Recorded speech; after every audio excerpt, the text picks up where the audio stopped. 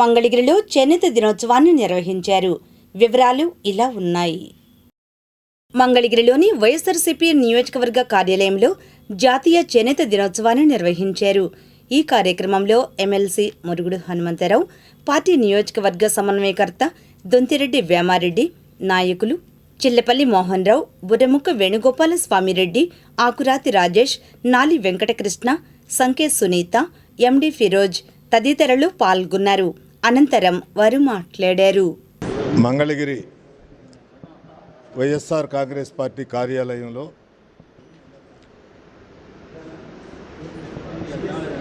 జాతీయ చేనేత దినోత్సవ వేడుకలు జరుపుకుంటున్నాం. ప్రగడ కోటయ్య గారికి నివాళులర్పించి కార్యక్రమాన్ని ప్రారంభించడం జరిగింది. చేనేత పరిశ్రమలో ఉన్నటువంటి కష్టాలు, తర్వాత చేనేత కార్మికుల యొక్క స్థితిగతులు, వీటినన్నిటిని కూడా ప్రభుత్వ పరంగా ఎంతవరకు న్యాయం జరుగుతుంది, ఇప్పుడు వాటిని కూడా ప్రజలు తెలుసుకోవాల్సినటువంటి అవసరం కూడా చాలా ఉంది. జాతీయ చేనేత దినోత్సవం 12 సంవత్సరాల నుంచి జరుగుతుంది. 12వ జాతీయ దినోత్సవం ఇది. కానీ స్వతంత్రం రాకముందు అసలు మానవ వాళి మనుగడ కోసం తయారైనటువంటి ఈ చేనేత కార్మికులు ఋషి జన్మ వల్ల పుట్టినటువంటి ఈ చేనేత పరిశ్రమ యాక్చువల్గా ఇది మనం స్వతంత్రం రాకముందు విదేశీ వస్తువు బహిష్కరణ అని ఆ రోజున ఆగస్టు 7న కలకత్తాలో ప్రారంభించడం జరిగింది. క్విట్ ఇండియా ఉద్యమం తర్వాత స్వదేశీ వస్తువులే వాడాలి, విదేశీ వస్తువుల బహిష్కరణ అని ఆ రోజుని దృష్టిలో పెట్టుకొని మోడీ గారు 12 సంవత్సరాల క్రితం ఆగస్టు 7 చేనేత దినోత్సవాన్ని చెన్నైలో ప్రారంభించడం జరిగింది. ఇది ఎంతసేపు చెప్పుకోవడానికి సరిపోతుంది, కానీ చేనేత కార్మికులకి, చేనేతలో పుట్టిన వారికి ఎంతవరకు దోహదం చేస్తుందనేది ప్రభుత్వాలు ఆలోచించాలని చెప్తున్నాం. రాజశేఖర రెడ్డి గారి గవర్నమెంట్లో ఆ రోజున ఎక్సైజ్ డ్యూటీ, చలపు నూలు మీద ట్యాక్స్ వేస్తే అప్పుడున్నటువంటి భారతీయ జనతా పార్టీ ప్రభుత్వం, మరి రాజశేఖర రెడ్డి గారు మంగళగిరి వచ్చి ప్రతి లూమ్ని కూడా పరిశీలించి ఆ రోజున ఎక్సైజ్ డ్యూటీ తీసేయడం జరిగింది. అట్లానే 24,000 చొప్పున 84,000 కుటుంబాలకి మరి 5 సంవత్సరాలు కూడా ఇవ్వడం జరిగింది. కరోనా సమయంలో కూడా ఇచ్చి ఆదుకోవటం. అట్లానే ఆఫ్కో నేను చైర్మన్గా ఉన్నప్పుడు తిరుపతి కానివ్వండి, తిరుపతి ఎయిర్పోర్ట్ కానివ్వండి, విజయవాడ ఎయిర్పోర్ట్ కానివ్వండి, కడపలో మంచి సెంటర్లో 3 అంతస్తుల ఓన్ బిల్డింగ్ కానీ, హైదరాబాద్లో కోటిలో మన ఆఫ్కో ఉంటే దాన్ని కూడా మేము ఎన్ఎల్టీ బిల్డింగ్ ఎదురుగా ఆంధ్రప్రదేశ్ ఆస్తి ఉంటే దాంట్లో షోరూమ్ ఓపెన్ చేయటం, విజయవాడ ఎయిర్పోర్ట్లో చేసి ఆ రోజున జగన్మోహన్ రెడ్డి గారు మాస్కులు కొనుగోలు కింద 100 కోట్లు జమ చేస్తే, చేనేత దినోత్సవం సందర్భంగా మా వైఎస్ఆర్ కాంగ్రెస్ పార్టీ ఆఫీసులో మంగళగిరిలో చేనేత పితామహుడు స్వర్గీయ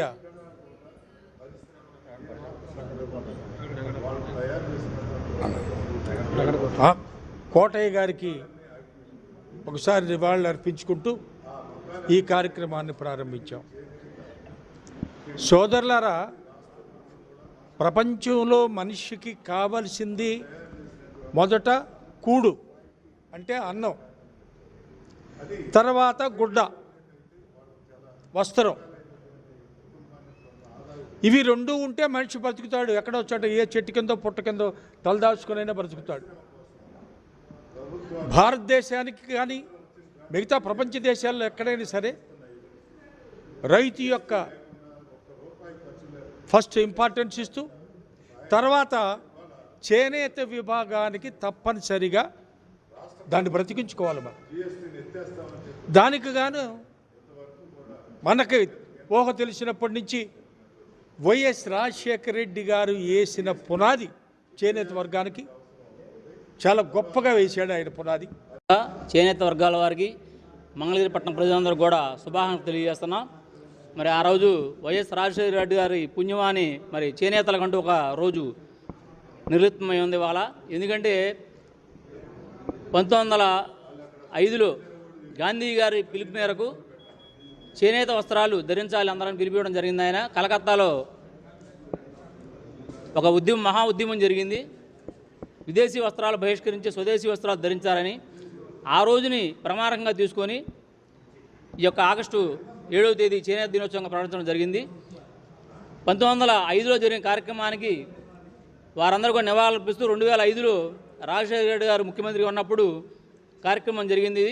దాని సందర్భంగా చేనేతలకంటూ ఒక రోజు ఉండాలనే ఉద్దేశంతో రాజశేఖర రెడ్డి గారు ఈ యొక్క కార్యక్రమాన్ని మొదలుపెట్టడం జరిగింది. చినకాకాని ఎన్ఆర్ఐ జంక్షన్ వద్ద ఉన్న నేతన్న విగ్రహానికి ఆంధ్రప్రదేశ్ రాష్ట్ర చేనేత సంఘాల ఐక్య కార్యాచరణ కమిటీ నాయకులు పూలమాలలు వేశారు. ఈ కార్యక్రమంలో నాయకులు Pillalamarri Nageswararao, Ramanatham Purnachandrarao, Kavutharapu Venkateswararao, master weavers association అధ్యక్షులు జొన్నాదుల మణి తదితరులు పాల్గొన్నారు. అనంతరం వారు మాట్లాడారు.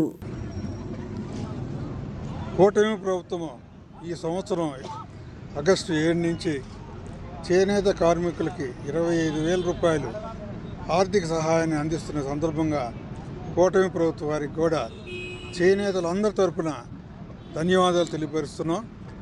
అలాగే చేనేతకు సంబంధించిన కొన్ని ఇంకనూ పూర్తి చేయవలసినటువంటి కొన్ని కార్యక్రమాలు నిలబడిపోయి ఉన్నాయి. అవి కూడా పూర్తి చేసి వచ్చే సంవత్సరానికి చేనేత కార్మికులకి సంతోషం కలుగజేసి చేనేత పరిశ్రమకి అభివృద్ధికి తోడ్పడాలని చెప్పి ప్రభుత్వాన్ని కోరుకుంటూ చేనేత కార్మికులకి, చేనేత వస్త్ర ఉత్పత్తిదారులు, విక్రయదారులకి, ఈ పరిశ్రమలో ఉన్నటువంటి ప్రతి ఒక్కరికి కూడా నా శుభాకాంక్షలు తెలియపరుస్తున్నాను. దినోత్సవం సందర్భంగా మంగళగిరిలో నేతన్న విగ్రహానికి నూలుదండలు, పూలదండలు వేసి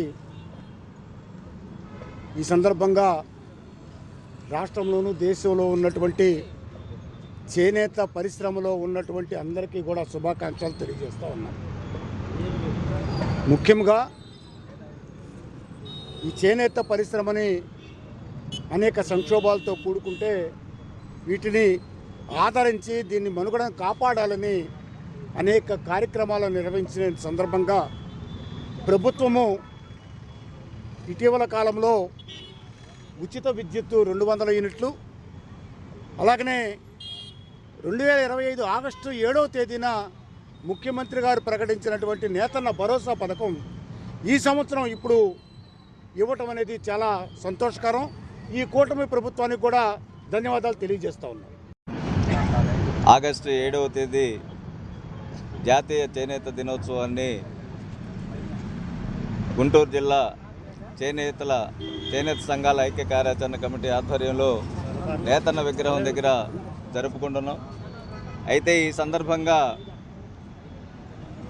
ఈనాడు ఉన్నటువంటి పరిస్థితుల్లో రమారమి మనం ఈ రాష్ట్ర ప్రభుత్వం చేనేతలకి అమలు చేస్తామన్నటువంటి పథకాలని గత ఫిబ్రవరి నుంచి మనం 3 దఫాలుగా ఇదే నేతన్న సర్కిల్ వద్ద అనేక రూపాల్లో ఉద్యమాలు నిర్వహించినటువంటి సంగతి అందరికీ తెలుసు. మొట్టమొదట ఫిబ్రవరి 22వ తేదీన రాష్ట్ర వ్యాప్తంగా ఉన్నటువంటి చేనేతలందరినీ కూడా కదిలించి ఎన్నికల ముందు చంద్రబాబు నాయుడు గారు ఏదైతే వాగ్దానాలు చేశారో చేనేతలకి ఉచిత కరెంటు అమలు చేస్తానని చెప్పి 2 సంవత్సరాలు గడిచినా అమలు చేయనటువంటి పరిస్థితుల్లో మనం చేనేత గర్జన నిర్వహించాము. అట్లాగే ఏప్రిల్ 22వ తేదీన 48 గంటలు నిరాహార దీక్ష శిబిరం కూడా ఇక్కడే మనం నేతన్న విగ్రహం దగ్గరే చేయటం మనందరికీ తెలుసు. మంగళగిరి శ్రీ భద్రావతి సమేత భవన ఋషి మండపంలో విజయవాడ చేనేత సేవా కేంద్రం, జిల్లా చేనేత అండ్ జౌళి శాఖ ఆధ్వర్యాన చేనేత దినోత్సవ వేడుకలు జరిగాయి. ముఖ్య అతిథిగా శాసనమండలి చీఫ్ విప్ పంచుమర్తి అనురాధ హాజరయ్యారు. ఈ కార్యక్రమంలో AP MSIDC chairman Chillapalli Srinivasarao, MLC Murugudu Hanumantharao, TTD trust board సభ్యురాలు Tammisetti Janakidevi, TDP politburo సభ్యులు గుత్తికొండ ధనుంజయరావు, నాయకులు కాండ్రు శ్రీనివాసరావు తదితరులు పాల్గొన్నారు. అనంతరం వారు మాట్లాడారు. ఇక్కడికి నారా లోకేష్ గారి యొక్క ఆధ్వర్యంలో వారి ఆదేశాలతో మేమందరం కూడా ఇక్కడ ఈ దినోత్సవాన్ని జరుపుకోవడానికి రావడం జరిగింది. అందరికీ కూడా తెలిసిన విషయాలే. జగన్మోహన్ రెడ్డి ముఖ్యమంత్రిగా ఉన్నప్పుడు చేనేతలు ఎంతమంది ఆత్మహత్యలు చేసుకున్నారో ప్రతి ఒక్కరికి తెలుసు. అంతేకాకుండా చేనేతల్ని మరి వాళ్ళ యొక్క సాధు స్వభావాన్ని ఆసరాగా తీసుకొని వాళ్ళని ఏ రకంగా ఏడిపించారో మీ అందరికీ కూడా తెలుసు.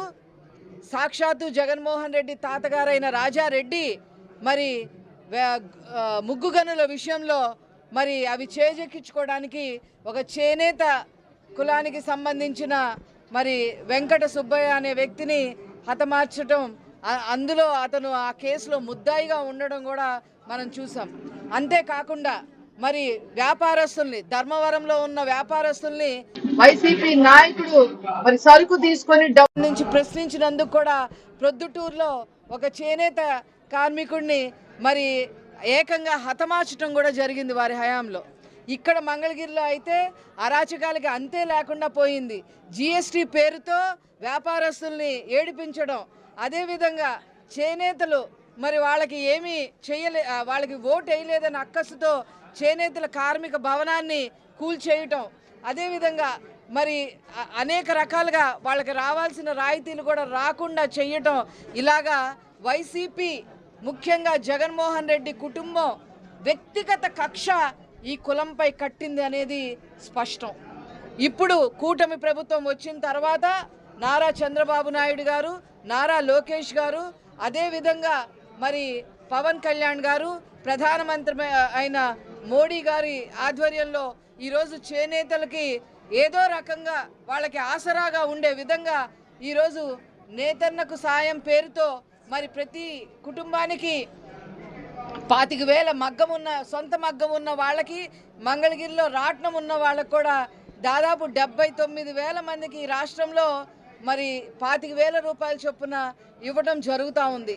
అంతేకాకుండా మరి అందరికీ తెలిసిందే 200 యూనిట్లు కరెంటు వల్ల మరి ఎంతోమంది లబ్ధి పొందుతూ ఉన్నారు. దాదాపు మరి మగ్గం ఉన్న వాళ్ళు 72,000 మంది లబ్ధి పొందుతూ ఉంటే పవర్ లూమ్స్కి సంబంధించిన వాళ్ళు కూడా 10,000 మందికి పైగా లబ్ధి పొందుతూ ఉన్నారు. అంతేకాకుండా చేనేత సహకార సంఘాలు యొక్క క్రెడిట్ కార్డు ద్వారా వాళ్ళకు కూడా ఒక 79 కోట్ల వరకు విడుదల చేయటం జరుగుతూ ఉంది. ఇవన్నీ ఒక ఎత్తైతే మంగళగిరిలో మరి చేనేత పార్క్ ఒక పార్క్ ఇక్కడ 10 కోట్లు పెట్టి మరి నిర్మించడమే కాకుండా దానికి ప్రగడ కోటయ్య గారి యొక్క పేరుని పెట్టడం అనేది నిజంగా అవి నారా లోకేష్ గారి యొక్క కృషి అని చెప్పి ఈ సందర్భంగా తెలియజేస్తున్నాను. అంతేకాకుండా మంగళగిరిలో ఏదైతే ఆ రోజున ప్రధానమంత్రి గారు స్వదేశీ ఉద్యమం, విదేశీ వద్దు స్వదేశీ ముద్దు అని చెప్పి ఆ రోజున స్వదేశీ వస్త్రాలని చెప్పి 1905వ సంవత్సరంలో ఒక ఉద్యమం ఆగస్టు 7వ తారీఖు ఎలా ఇదైందో దాని స్ఫూర్తిని తీసుకొని 2015లో నరేంద్ర మోడీ గారు ఈ కార్యక్రమం బిగించేశారు. దీంట్లో భాగంగా మా కూటమి ప్రభుత్వం ఏదైతే ఆ రోజున చేనేతలకు ఇచ్చిన హామీలు దానికి కట్టుబడి ఈ రోజున ప్రతి నేతన భరోసా కింద దాదాపు 79,000 కుటుంబాలకి ఈ రోజున 25,000 రూపాయల చొప్పున వేయటం, అలాగే 200 యూనిట్లు విద్యుత్ కూడా ఫ్రీగా ప్రకటించడం, అలాగే ఆ రోజున గతంలో చూస్తే మంగళగిరిలో కేవలం 235 మందికి చేనేతలుగా వైఎస్ఆర్సీపీ గవర్నమెంట్లో ఇవ్వడం జరిగింది. కానీ ఈ రోజున దాదాపు 1,500 పైచిలకు చేనేత కుటుంబాలకి ఇవ్వటం, అసలు ఇదంతా చూస్తూ ఉంటే ఎంత చక్కగా చేనేతల వృద్ధి ఈ ప్రభుత్వం జరుగుతూ ఉందో మనం చూస్తాము. అలాగే ప్రత్యేకంగా మా శాసనసభ్యులు నారా లోకేష్ గారు ప్రత్యేక చొరవతో మంగళగిరిలో ఏ చేనేత కూడా తలెత్తుకొని తిరగాలి అని చెప్పి వాళ్ళ డెవలప్మెంట్ దిశగా ఆయన దేశ విదేశాల్లో ఏ నాయకుడిని, ఏ ఎంటర్ప్రైనర్ని, ఏ పెట్టుబడిదారిని కలిసినా కానీ చేనేతని ప్రమోట్ చేస్తూ, మంగళగిరి చేనేతని ప్రమోట్ చేస్తూ ఈ రోజు ముందుకెళ్తా ఉన్నారు. నిజంగా ఆయన పెద్ద మనిషికి మా చేనేతలు ప్రత్యేకంగా మంగళగిరి చేనేతలు వారికి ప్రత్యేకంగా ధన్యవాదాలు తెలుపుతూ, ఏదైతే ఈరోజు ఆగస్టు 7న గత 12 సంవత్సరాల నుంచి చేనేత కార్మికుల దినోత్సవంగా చేసుకుంటున్నాము. చేనేత కార్మికులు అనే దానికంటే చేనేత కళాకారులు అనడం అని మంచిదని చెప్పేసి మన చంద్రబాబు నాయుడు గారు మన బీసీ సభలో చెప్పడం జరిగింది. అప్పటి నుంచే కాకుండా నిజంగానే వాస్తవంగానే మనందరికీ తెలుసు, చేనేత అనేది ఒక కళాత్మకంగా చేస్తున్న వస్త్రం. ఈ ఋషుల కాలం నుంచే మన అందరికీ నాగరికతకు నేర్పిన వాళ్ళు. అదేవిధంగా స్వామివారి వెంకటేశ్వర స్వామి వారికి ఇప్పటికీ ఎప్పటికీ కూడాను చేనేతలు మన వస్త్రాన్ని తయారు చేసి ఇవ్వడం అనేది, అమ్మవారికి ఇవ్వడం అనేది మన సాంప్రదాయంగా వస్తుంది. ఆ సాంప్రదాయాన్ని అప్పటి నుంచి ఇప్పటికీ కొనసాగిస్తూ మన చరిత్రలోనే నిలిచిపోయే విధంగా చేనేత కళాకారులు చేస్తున్న ఉద్యమం కాదు, ఇది ఒక కళాత్మకంగా ఉంటుంది. అందరికీ తెలుసు. మనమంతా కూడా చేనేత కార్మికులు ఒక 1986లో ఒకసారి ఏదైతే సంక్షోభం వచ్చిందో అప్పుడు తమ్మిశెట్టి రామకృష్ణ గారు మొద్దు చీరలు తీసేసి మన క్లాత్ని ప్రమోట్ చేయడానికి ఇతర దేశాల్లో కూడా తయారు చేసి షర్టింగ్ క్లాత్, అదేవిధంగా డ్రెస్ మెటీరియల్స్గా తయారు చేయడం మనందరికీ తెలుసు. అప్పటి నుంచి ఇప్పటికీ బాగానే ఉంది, కానీ ప్రస్తుతము సంక్షోభంలో ఉందని చెప్పేసి మనందరికీ తెలుసు. అప్పుడు